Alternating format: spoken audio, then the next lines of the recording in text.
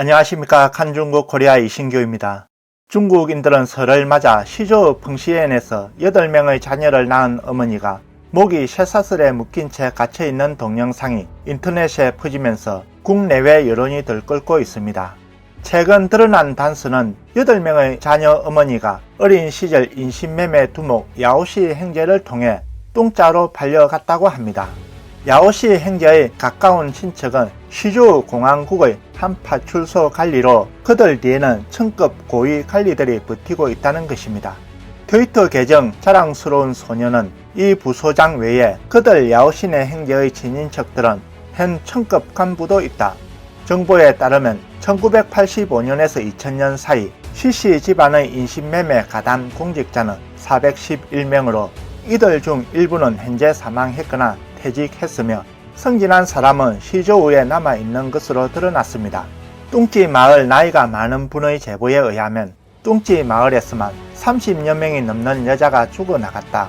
그중 어떤 이는 맞아 죽고 어떤 이는 농약을 먹고 죽어 그들은 가축만도 못한 생활을 했다라고 말했습니다. 최근 사건이 또 새롭게 진전되어 그 8명의 아이 아버지가 재판에 넘겨지지 않았을 뿐만 아니라 결혼 광고에도 출연하기 시작했습니다. 이에 한 네티즌은 뻔뻔한 놈, 뻔뻔함이 극에 달했다라며 분노했습니다. 일부 네티즌은 많은 사람이 욕설을 퍼붓고 있지만 사실 중공과 그 체제가 가장 큰 인신매매꾼이고 만악의 근원이다. 똥구덩이가 있으면 어떻게 파리를 없앨 수 있겠는가 라고 했습니다. 시사평론가 후핑은 자유아시아 방송에 이런 백주대낮에 제악을 저지른 사람에 대해 지방정부의 무관심, 인신매매자의 비인간성, 지역 주민들의 묵인과 동조 등을 비판한다라고 기고문을 올렸습니다. 오늘날 중국의 인신매매 현상의 근본 원인은 중공이며 중공의 40여 년간 강행된 한 자녀 정책에서 비롯된 악과라는 사실도 잊어서는 안 된다고 강조했습니다. 중공이 인민공사를 위해 대약진 운동을 하여 전례가 없는 인위적인 대기근을 초래해 최소 3천만 명이 굶어 죽고 중공의 한 자녀 정책은 전례 없는 인위적인 성기근으로 3천만 명이 배우자를 찾지 못하는 노총각을 만들었습니다.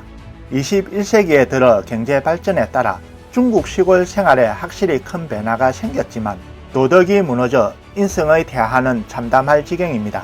중공은 건국 이후 중국 농촌 문화를 송두리째 무너뜨려 농촌은 도덕적 항무지가 됐습니다.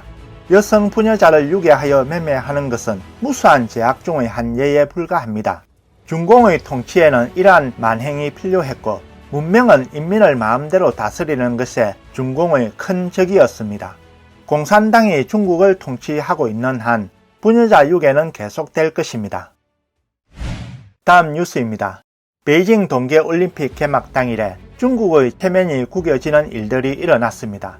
네덜란드 기자가 올림픽 생중계 도중 중공의 사복 공안에 의해 강제 퇴거되는 모습이 담긴 동영상이 공개돼 언론의 자유를 탄압한 것에 대해 반발을 산 데 이어 CCTV 진행자가 개막식을 중계하면서 옌산 설화 대여석 펜펜치락 헌원대 옌산에 커다란 눈보라가 휘날리어 헌원대가 눈에 뒤덮였다라는 시 한 구절을 읊어 중공 국군의 불길한 징조를 엿볼 수 있었습니다. 2월 4일 저녁 북경 동계올림픽 개막식이 북경 체육관 세둥지에서 열렸는데 중공은 이 기회를 이용해 소위 소프트 파워를 보여주려고 하였습니다. 장이무 동계올림픽 개막식 총감독도 중국 간영 신화통신 기자와의 인터뷰에서 개막식 최대 복선은 눈꽃 한 송이 이야기라며 200의 시구를 인용해 절경을 연출했습니다. 옌산 설화 대여석은 도대체 어떤 경지를 나타낸 것일까요? 옌산 설화 대여석은 남편의 전사에 대한 한 북방 여인의 비분을 담아 알록산이 북방에서 민족 갈등을 일으켜 전쟁을 일으킨 죄를 폭로하고 비판한 200의 북풍행에서 나온 시입니다. 이 시에는 1월 조지불급차 1월이 이에 미치지 못한다. 북풍호노 천상내 북풍호가 노해 하늘을 덮치는구나. 지주결망 생진해 거미줄에 먼지만 쌓이네. 임금전사 불부해 남편이 전사하여 돌아오지 않는다. 이 시에는 이런 장면이 묘사되어 있습니다. 2월 4일 중국 설날 초사흘 입춘에 성세를 보여주어야 하는 자리에서 생기가 없는 시를 인용한 것은 중공의 국운 쇠락을 예고하는 것입니다. 트위터 계정 자랑스러운 소녀는 이 사실을 언급하며 시를 게시하며 물었습니다. 북풍행은 온통 향량한 강경으로 가득 차 있는데 올림픽을 앞둔 강경을 이 시로 표현하다니 도대체 왜 그랬을까? 실수로? 아니면 악의적인 행동인가? 그뿐만 아니라 중공의 또 다른 당보 대중일보는 본의 아니게 한마디 더 보탰습니다. 대중일보 기자는 2월 5일에 쓴 글에서 더 나아가 200의 연산 설화 대여석이 북풍행에서 나왔다고 소개하였는데 이 시와 시경패풍 북풍은 북풍행의 이름이 같으며 두 시 사이에 전선관계가 있다고 했습니다. 시경패풍 북풍은 위국 귀족의 망명을 이야기하는 시로 국가 위란 때 사람들이 뿔뿔이 도망가는 모습을 묘사하고 있습니다. 눈이 펑펑 내리고 북풍이 휘몰아치는 시적 모습은 사람들이 탈출할 때의 날씨뿐 아니라 당시의 정치 분위기를 빗댄 것입니다. 시사평론가 친펑은 베이징 동계올림픽에서 이 시로 중공의 잔인한 죽음이 임박했음을 예고했다고 말했습니다. 사실 중공관공서에서도 최근 들어 망당을 두려워하는 메시지가 심심찮게 흘러나오고 있습니다. 중공당 간지 구씨는 2022년 첫날 시진핑이 발표한 19기 6중 전의 2차 전체 회의에서 어떻게 하면 흥망성쇠의 역사적 주기율에서 벗어날 수 있을까라고 언급했습니다. 시진핑은 또 중공의 미래 위기와 관련해 상상하기 어려운 거친 파도를 맞을 수 있다라고 경고했습니다. 지난 1년 동안 중국 땅에서 전염병, 가뭄, 홍수, 태풍, 지진, 충해, 적조, 치마 등의 재난이 끊이지 않았습니다. 특히 작년 여름에는 장강의 역류, 유골에 눈이 내리는 이상기후 현상, 블러드문과 싱크홀과 같은 이상현상, 그리고 전염병이 계속되고 있어 모든 전조 현상들이 2022년이 평화롭지 않다는 것을 보여줍니다.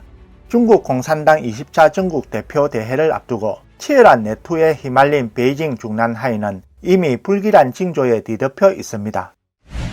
다음 뉴스입니다. 미국과 다른 주류 서방 국가들이 베이징 동계올림픽을 보이콧한 후 푸틴은 동계올림픽에 참석한 가장 유명한 외국 국가 원수가 됐습니다.